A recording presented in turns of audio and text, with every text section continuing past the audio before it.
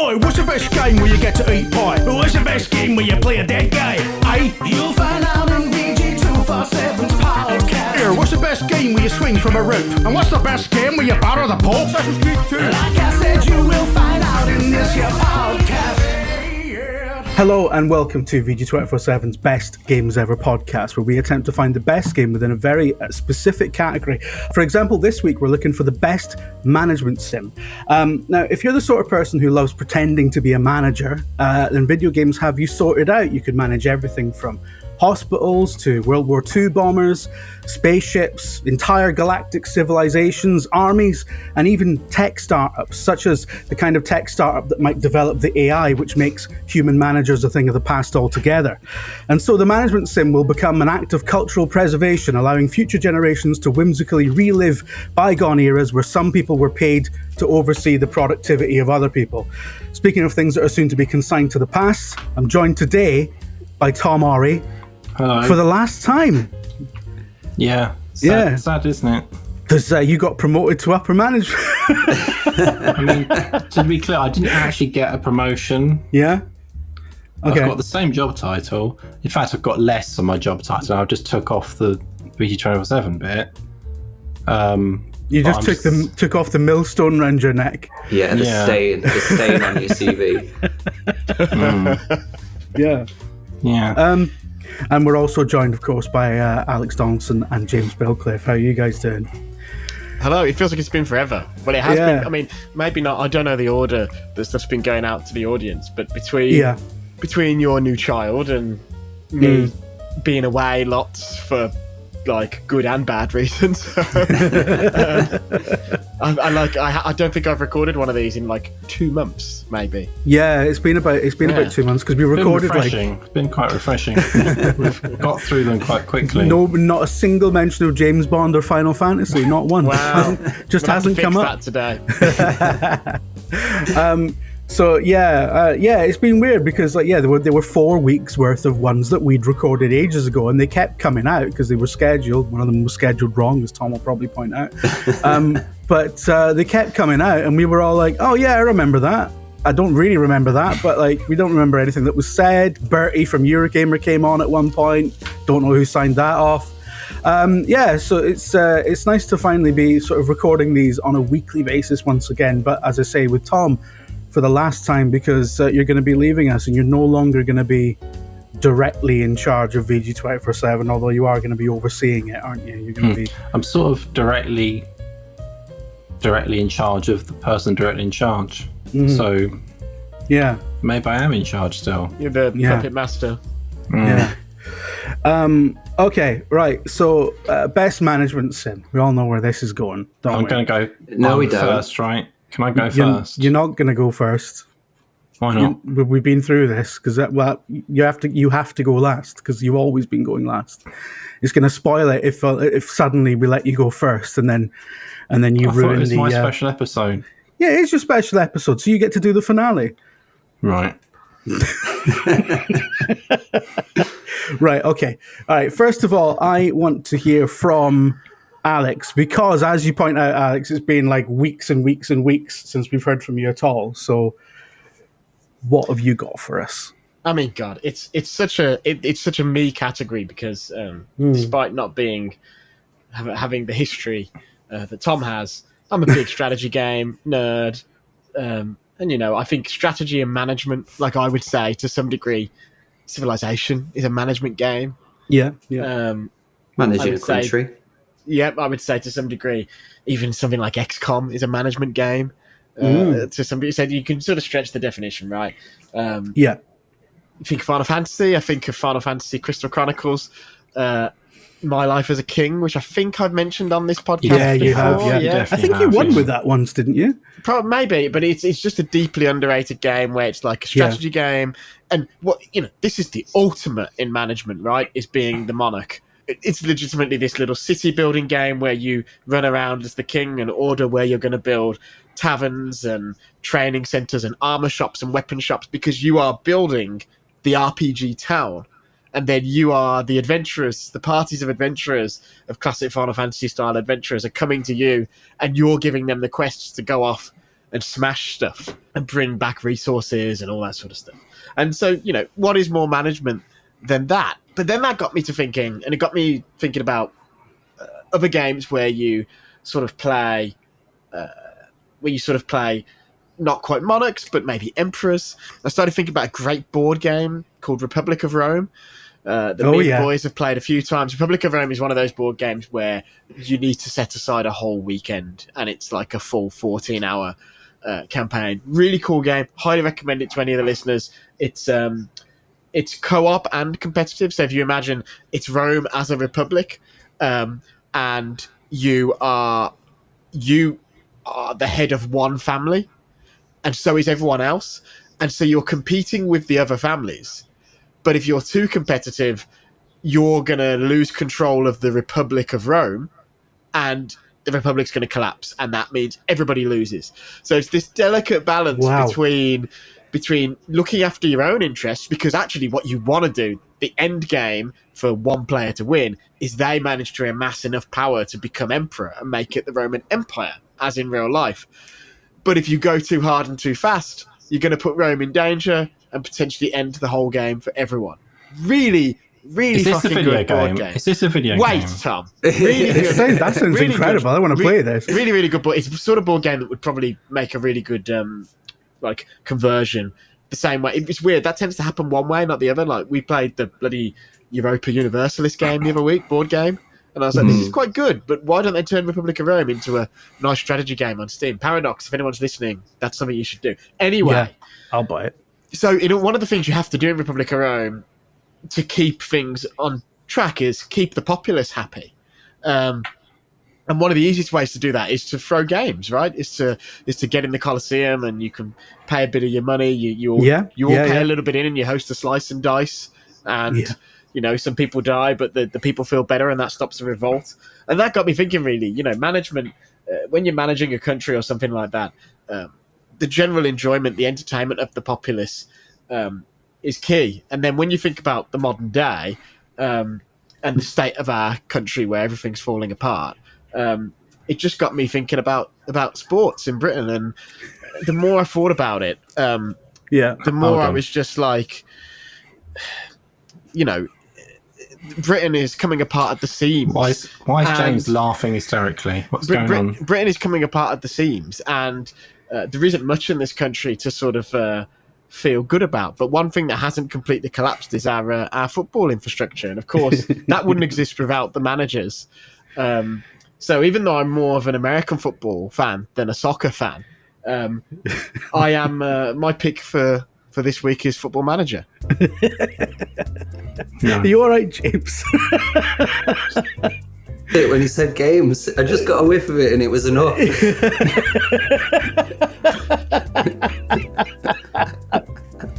All right, well, I mean, I can't believe you went from Rome to Football Manager in about 20 seconds. If you had a version of Republic of Rome that was set in modern day Britain, and you were trying to juggle the anger at the COVID inquiry and Partygate and all the rest, what you'd do is you'd pay to throw some extra cup exhibition matches or whatever.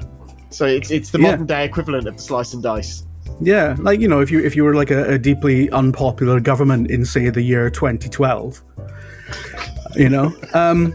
but yeah, they did actually put more football on TV, didn't they, during COVID? You did actually placate the masses. Yeah, I remember watching like an absolutely dour 0-0 draw from the Korean League, and everybody was like bigging up, like, this is going to be the best. Yeah, this is football. And it was just like terrible. Was that when they were putting like cardboard cutouts of people in the stands? Yeah, the crowdies, and people were doing all sorts of naughty things, putting like Vern Troyer's face on their crowdie and all that sort of stuff. It was a halcyon days. Yeah, great days. Jim, you know how we message you with our choices? Mm-hmm. Yeah. How was this allowed to happen? Well, I mean, I just said go nuts. Alex and James haven't told me what they're picking. So I'm very... I'll be shocked. I'm going to be so shocked. I'm really excited about... I'm sure when James reveals his choice, we'll see. Really excited about that. I'm really excited about what James has in store for us. Because, once again, he hasn't told me anything. And It could be another Gibraltar coup. Who knows? What have you got for us, James? Is it anything involving the Isle of Man? I suppose you could kind of, if your headcanon was strong enough, you could set it on the Isle of Man. But just when you were talking about Tom kind of moving on, then it reminded me that I'm obviously very competitive and very interested in how many points everybody's got. And you reminded me when we were talking about the stuff that we'd recorded and that had kind of chalked up a few wins there. And I think, is Tom not in the lead because he's been on every one, or is Alex in the lead or something? I don't think I'm in the lead. I think Alex. That's Alex. I mean, last time we looked, Alex was in the lead by double digits. So Right. I have been away for 2 months though, so. So yeah, I think it's given me some renewed kind of verve to really pick some good stuff because I really want to win.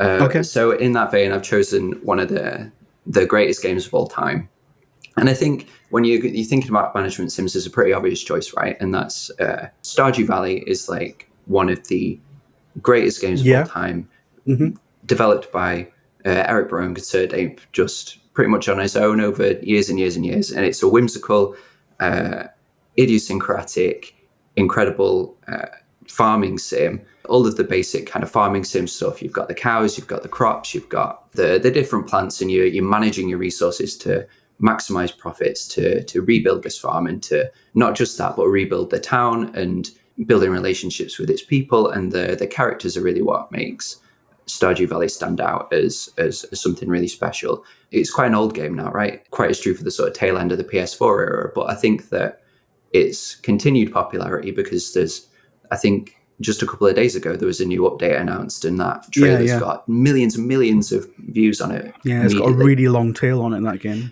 And I think it is just really nostalgic for a lot of people because it reminds them of a time when games were just full of stuff, full of this characterful, really handcrafted, really interesting and lovable content you could really dive into.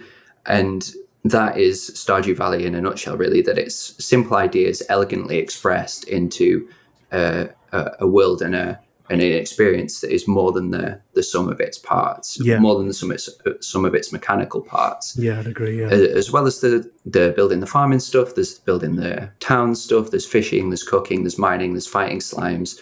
There's all sorts of different stuff. You can get married, you can enjoy these amazing big festivals, and you really just kind of existing in this, like I say, whimsical, nostalgic and interesting world. And I think that because we're in an era at the moment where things are very kind of technologically driven, that we're all about Unreal 5 engine and nothing runs properly because all of these like labyrinthine systems and world lighting, all of this stuff looks really good, but it's so difficult for these huge teams to get all of the moving parts into the right place to make it actually function, that when you have this stripped back, simple and elegantly expressed game, it just really, really works. And it's amazing to think about how all of that starts from you inheriting your grandfather's farm, just like a football manager inherits a squad of players from the previous regime and has to make the best of it. What?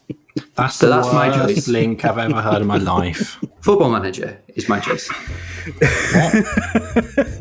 Just so explain it again. What was the link? A farm. He inherits a farm. Mm-hmm. The football manager inherits a squad of players, and they have to make the best of it. And they take them on this epic adventure and live this life, and that's why it's the best management sim. Yeah, they don't have to change the players every time they change like the showrunner. It's not Doctor Who. Are you saying Football Manager is better than Stardew then? Well, the question that you asked me was what's the best management sim, and the best management sim is Football Manager. So, right. Well, I mean, that's 2 votes for Football Manager. So, I don't quite know how we're going to split this up at the end. Because the Stardew stuff was really quite boring. Do you not like Stardew Valley? It's great. Don't know. Do you not like whimsy and fun? You don't like fun. Is the Isle of Man represented in the Football Manager database? I'm sure it is. Yeah, sorry, I'm football league. I'm really obsessed with the Isle of Man recently. I should probably explain to people that this is my like this week's like Jim Trinker mad fixation. obsession. Yeah, the Isle of Man is definitely in it because they have like the island games where they play like Jersey and Guernsey and stuff. Has Gibraltar gone for a Burton now? Is it just all Isle of Man all the time? No, it's like any place on the planet that is like sort of Britain but not quite. Any crown dependency? Yeah, yeah. I'm finding it like fascinating. Is it just specifically British ones though, or are you like really into San Marino? No, I'm not interested in any Spanish crown dependencies or anything like that. Only British ones. Why is the Spanish one? I've forgotten now. That's between Spain and France. This is hard geography questions. It's not our forte, is it? No, it's really not. Which, considering how much Football Manager some of us has played, is quite incredible.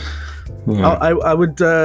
I'm quite actually. I've got a little bit tiny obsession brewing with the Azores as well because that belongs to Portugal. Anyway, right? Okay, let's move on. So we've got 2 votes for Football Manager. Any particular Football Managers, guys? I'm looking through my Steam history now to prove that I'm not a fraud. So I've got 48.1 hours on Football Manager 2011. Okay. That's 61.9 hours on 2013. I know it's different compared to you, Tom. Only 34 hours on 2014. 70 hours on 2015. Oh, okay. 40 hours on 2017. I usually do like 1 or 2 seasons a year, I think. 22 hours on 2018. And I think 2018 is the last one I really played in earnest. So you had 70 hours on 2015, so you probably submit 2015 for you then. So let's call it 2015, yeah. All right, Football Manager 2015. That's what about you, James? Which one of you actually... Yeah, to tell, I do actually have I do have a very Tom Orry story about Football Manager, actually. Yeah. That it's Football Manager. It's similar to the one where, actually, it's almost exactly the same as one of a classic Tom Orry story where... Just the one where he randomly sees a rat having a burger. Football Manager made him swear at his mother-in-law. I thought this was going to be the Lost Dog story. No, it's the one where you swore at your mother-in-law, where Football Manager is one of... I didn't swear at her, to be clear. I swore in her presence. Except Football Manager is the reason that one of the only times that I've sworn at my mother rather than my mother-in-law. That's worse. Yeah, it is worse. Because obviously it's a very engrossing game. Mm-hmm. Sometimes when you're speaking to your parents on the phone, you're going through the motions a little bit, aren't you? You're just saying, yeah, cool. Yeah. Tell me about that you went to Zumba. That's and great. You're multitasking. You're always concentrating on some screen rather than them. Exactly. Yeah. And one of the times that I was most into Football Manager, I think even more Tom Orry, I was playing as Spurs, and I was kind of tinkering with my asymmetric formation, trying to go full Marcelo Bielsa and do all of that sort of stuff. And my mum was telling me about, her stories about Zumba had run out for that week, and so I had to kind of minimally contribute to the conversation myself. And I was regaling her with some kind of incredible story about my wife's manager being a dickhead or something, and he'd gone home early. The relationship that I have with my parents is kind of quite Victorian in some ways, that I swear quite a lot in normal life, but I would never swear in conversation with them. Yeah. And because I wasn't concentrating very much, I was thinking about how Heung-min Son could fit on one wing and how Lorenzo Insigne, who had signed even though he didn't speak English, which was a terrible decision in hindsight, on the other wing. And I was saying, and a manager, he fucked off halfway through the day.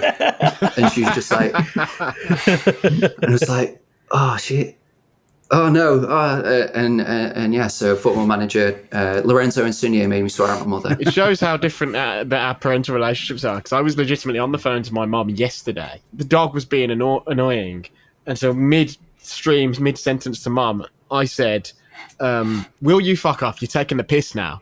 And my mum said, was that at me or was that at Jen? Jen being my partner. And I was like, is that the dog?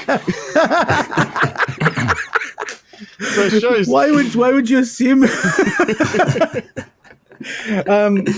I've been the parent in this situation. My eldest, who turns 17 in December, a couple of years back, like when she was little, she would hear like dad swearing on YouTube videos and stuff while wearing So what you're saying is it's Tom's fault? Yeah, essentially, yeah, it is Tom's fault. But she was all that. She called them daddy's silly words, and she would never say them. Right? She would never say it. Like I even like tried to get. I was like, she was 4 years old, and I was like, if you just say fuck, I would find it really funny. But she was like, no, I'm not going to say it.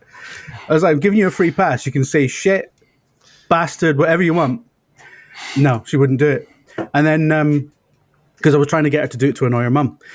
She wouldn't do it. And then there was one time I went up to visit them, and she'd been in high school for like a year. And I sat down and I was like, oh, how are you getting on? And she was like, oh, it's fucking shite, Dad.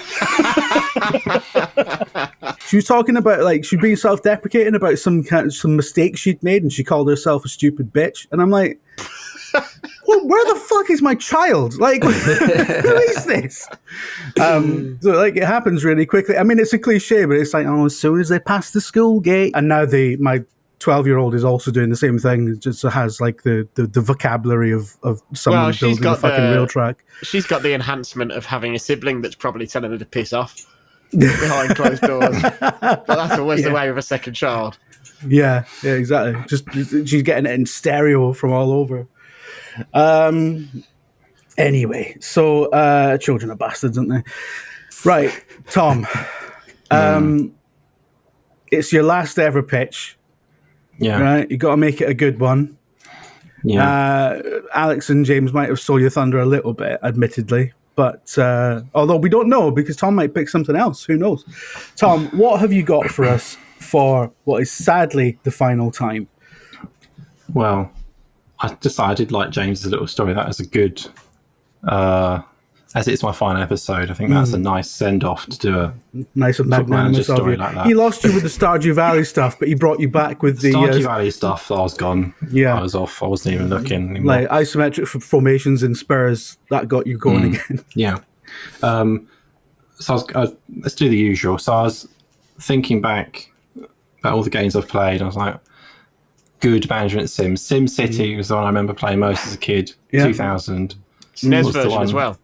No, not the SNES version. I played that a lot. I can't remember who knows how many hours, but when you're kids, you can play things endlessly, right? So probably hundreds of hours. Transport Tycoon, I was big into. Yeah, played that a lot. Yeah. But then I thought, I can't really pick those. It's my last episode, right? So I was at my son's school play. Yeah. It was far better than I thought it was going to be fair. Because it was a proper production, like they did Wizard of Oz. It was an hour and a half.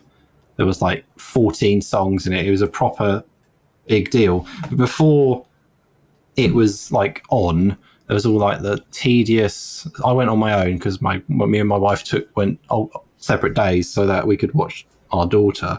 So I sat on my own. So I was just listening to other parents talking. It's like the worst type of like small talk imaginable, right? Because they barely know each other, these people, and they're talking about things that I honestly like. Why would you care about what this person is saying? Like, so one of them was, and this was the couple next to me talking to the grandparents of a child. So they're not even the same generation. These people, probably little to get on with in terms of similarities and likes and stuff. And the older couple were talking about how their brother-in-law. So this, for the people listening, like, why do they give a fuck about the brother-in-law of these grandparents, right? But their brother-in-law was going into London to do a big job cleaning chandeliers, right? Cleaning chandeliers. And this is to them, this is like the biggest story of all time. And then later on, the gran chimed up about 5 minutes. They said, no, it was not cleaning chandeliers, it's fitting chandeliers. As if that needed to be corrected to these people, right? It was completely like nonsense. So I was thinking, right, this can't be real. This can't actually be a thing that I'm living through, right? So my choice is the biggest management sim, like the best management sim, is my life.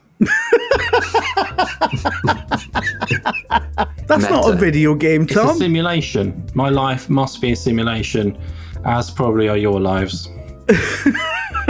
It's turned into the basilisk. Are we theory, going with whatever it's called. simulation theory as your entry? Yes, pretty much, yeah.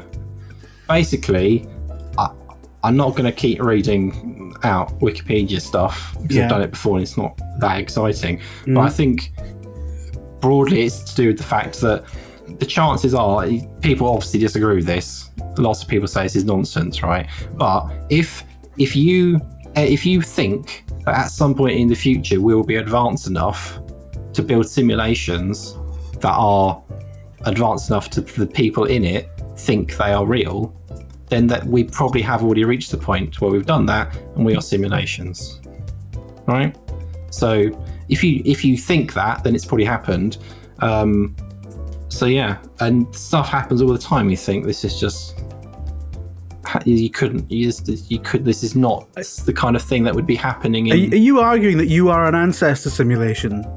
I'm a simulation, yeah. So some unknowable future human civilization from tens of thousands, possibly millions of years in the future is running an incredibly complex simulation. In that simulation, I've hired you twice. It's not just some kind of glitch. It's ultimate glitch in the Matrix. Some guy with a giant cranium and tiny arms being like, I wonder what would happen if a guy didn't get much sleep. Running that for fucking 42 years. Fair enough. I mean, if this is I just want to be clear though, this is something that Elon Musk subscribes to. I mean, I think so, yeah. That's he went on about that for a while. Listen, right? This is all a bit of an act, yeah. No. This is not on this podcast. I'm not actually like I am in normal life. Yeah, it's a bit of an exaggerated version of myself. Because if I was just me, this would not go very well, right? So, I have to be like an exaggerated version of myself. I don't really believe this is true, although we don't know, right? Maybe. I'm not saying it's not a thing. I don't think about it daily as like. I mean, that story I told you was real about the grandparents talking about their brother-in-law, but I didn't really think at the time, oh, I'm in a simulation. That's just I put that on for this podcast, right? But the thing I've just thought of, obviously, is if this is a simulation, which is the thing I'm running with here, Football Manager is part of that simulation, right? Yeah. So all bases covered. Are you submitting Football Manager as well? I'm doing both. Football Manager. Every game ever made in our world, in fact. Yeah. Interesting. Okay. Which I'm pretty sure you can't beat. This has turned into a metaphysical nightmare now. All right. We better pick that jingle.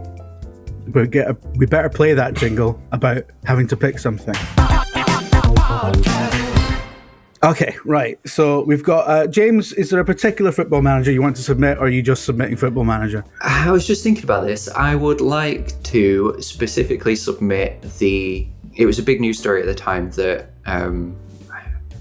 must have been like 2016 or 2017. Football Manager was specifically modelling 4 versions of maybe it was 2016, because they were specifically modelling 4 outcomes of the Brexit referendum, and you could they were like vote to leave, hard Brexit, soft Brexit, vote to remain, vote to punt the UK into the sun where it belongs. I think I'll go for that one, because in sort of 25% of the time you can live in the sunlit uplands, and that's all. It just aligns with my political worldview. So I'll go for that one. Don't bring politics into video games. Oh my God. Right, so we've got Football Manager 2015, Football Manager 2016, and The Life of Tom Orry. Including all Football Managers. Including all Football Manager games, and indeed every other game, accepting that The Life of Tom Orry and everything experienced by Tom Orry is an ancestor simulation. Yep. It's a lot to unpack. I don't know who wins here. Can we just say it's Football Manager and we all get points? Because that's the only reason that I agreed to do this one. No, that's not. Can everyone just get a point? Yes, they can. I mean, you put One for me, one of the please. things that happened in your simulation, Tom, was you put me in charge of this podcast. So, I think I might. Do you think my simulation would be so sort of against me that it wouldn't let me win my own last podcast? 100%. It's like that's literally the plot of Better Than Life in Red Dwarf, isn't it? Tom is the guy who ends Can't up buried imagine in good sand things in the beach with happening. jam on his face. Well, isn't that like a whole point of the theory that it's about like an AI that's sort of all powerful and therefore it punishes everybody that didn't bring it about or something? That it's just like that it's in the future where AI is so advanced that it can keep people subservient within this thing, and so maybe you didn't bring. Maybe Tom's John Connor from Terminator. And you were captured like Neo in the Matrix, and you were trying to fight against the Basilisk simulation or whatever it is. Tom Orry and at one you're being point. punished. At one point in a meeting, Tom Orry cautioned against pivoting to ChatGPT, and the AI has been punishing him for 10,000 years by running this simulation where he never wins a podcast. I've just had a question pop up. Like, do you think Yeah. in the real world, outside of this simulation, Football Manager exists? Might not, I mean, right? Football Manager probably did exist at one point, so the AI had something to base it on. No, because it kind of built it up from, like, when I was like born, it didn't exist, right? So it got created out of people's needs and desire to create simulation games. Maybe it changed. Maybe in the real world, people don't give a shit about football. Well, I think maybe football managers definitely exist because Jose Mourinho, ever since he hid in that laundry basket, has been the protagonist of reality. So they must exist in every multiverse. maybe the original Tom Orry, who existed tens of thousands of years ago, who this entire simulation is based on, it's based on his experiences, but like it's just slightly tweaked. So the original Tom Orry, like, it was still called Champman when the original Tom Orry was in his 40s, but now it's called Football Manager, and that's like the only clue that we have that this is all a simulation. Because why would you call it Football Manager? That's just Ron Seal, isn't it? Yeah, I guess that also suggests that the Premier League didn't come about leaving the Championship, because otherwise you can't call it Champman, because that suggests it's second league type stuff, right? Yeah, I don't know. There's a lot to think about. I didn't know what the full context of the name change was. Yeah, it's not I'll why be they changed honest. it. That's blowing my mind. Yeah, I didn't. Well, no, wasn't it a I didn't know. I don't publisher know. change? That's Right? just part of but I'm just saying that as like they wouldn't still be going with Champman now, even if there wasn't a public change. I don't think, because it suggests it's a second tier thing. Yeah, but I think it changed because they were being published by Eidos, weren't they? And then they went to Sega. And there was a big board meeting about what to call this football management sim. You know, I'm just saying, like, they should call the next Forza, just call it Car Driver. Just why have ambitions? Like, you know, just call it whatever. I'd appreciate Anyway. that. Car Driver 2022. Actually, it sounds pretty good. Who's going to be the first to do it? Right. Okay. Right. So, look, everyone's getting a point. Everyone's getting a point this week. All right, because Football Manager wins for everyone. Right. Football Manager has now if you rank games that have been submitted and then won, Football Manager is probably now approaching double digits, whereas all the other games have only ever won once. Although, actually, no, Darlington, I think you got one or two games like into the winning spot more than once. Maybe. We'll have to go through it again. We need It like a sounds like- Wikipedia. Yeah. It sounds like the sort of thing you would have managed and nobody else would have. All right, okay. Well, thank you very much for listening. What's happening? Like, the podcast is continuing, right? I know it's going to be terrible without me, but what's happening next week? Well, I mean, look, we're going to have to go sort of, you know, remember when Angus Deaton got disgraced? I'm not saying that's the same thing that's happened here. It's quite different. And his slot was just turned into a revolving guest host slot forever. So I think from now on, we're just going to have a guest in your spot. Possibly from outside of the publication, possibly from elsewhere. Sounds like a lot of work that you won't want to do, Jim. I mean, yeah, but you know, this is a predicament that you've left me in, Tom. So You did this. you know, just got to get on with it. So this is my nightmare simulation, having to text people. So next week it could be anyone. It could be Bertie again. It's just going to be Bertie every week. He's the only one. He's the only one who responds You're a to the gamer who've email. got loads of time on their hands. It's all good. They've got loads of staff. They can spare Bertie for an hour a week. Yeah, exactly. Yeah, it's just going to be Bertie from now on, or possibly Mike Channel if I ever manage to. I think I've ground him down a little bit, but I need to. You're in danger if he comes on, because he and I would just talk about arcades for an hour. Yeah. I was literally texting him this weekend, and he was texting me photos of arcade machines that he's bought that are in his garage that need repairing. My type of guy. Just incredible. Yeah. So, well, this is it then, Tom. Have you got anything you want to say as your final sentence? No. If you could make it about asking people to subscribe, that would be great, because it'll save me doing I it. thought you'd already done that. You haven't. No. Yeah, do subscribe. And when you leave the review, Yeah. what I've noticed is people being hilarious are going, they made me say it, etc. Oh, they told me to do this. Don't say that, because I don't know what kind of Might get sort put of in a sin bin. algorithms are being run on Apple. Yeah. I don't say you were forced to do the review. Just Yeah. leave a normal review. Say how good it is. Don't be smart and go, oh, you're a game of shit and we're wonderful. Yeah. Just leave a review, 5 stars, say Yeah. some nice words. That's it. Yeah. It's quite simple. If you like it, this podcast, tell someone else about it, right? Yeah. Dude, I'll be quite sort of frank. The numbers of viewers have stalled, right? We're at we've plateaued. Yeah. So tell people about it so that more people listen and watch. Yeah. An emotional farewell, isn't it? That. Yeah, on that stirring call to action, we'll leave you until next week. We haven't got a topic sorted out for next week yet, but one of the changes coming to this podcast is that we're going to decide the topics weeks in advance to give the audience a chance to get in there before we record, so we can read out some audience suggestions. I think that'll be wonderful.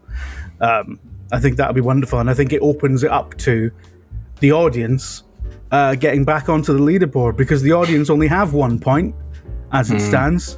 Yeah, So- true. Terrible. You know, with Celeste. Still some controversy about whether that's Donaldson's point or the audience's point. It's a bit of a floating one, that one, but yeah. I'm not sure how I feel about that, given my desire, my need to be top of the leaderboard. Not going to happen though, is it? like I've gotten rid of Sharif. He's not going to be on it as much anymore. I've gotten rid of Tom. And all I have to say is, Alex, don't worry about the beeping box underneath your car. It's nothing to be concerned about. Sharif will be back on at some point, I'm sure. But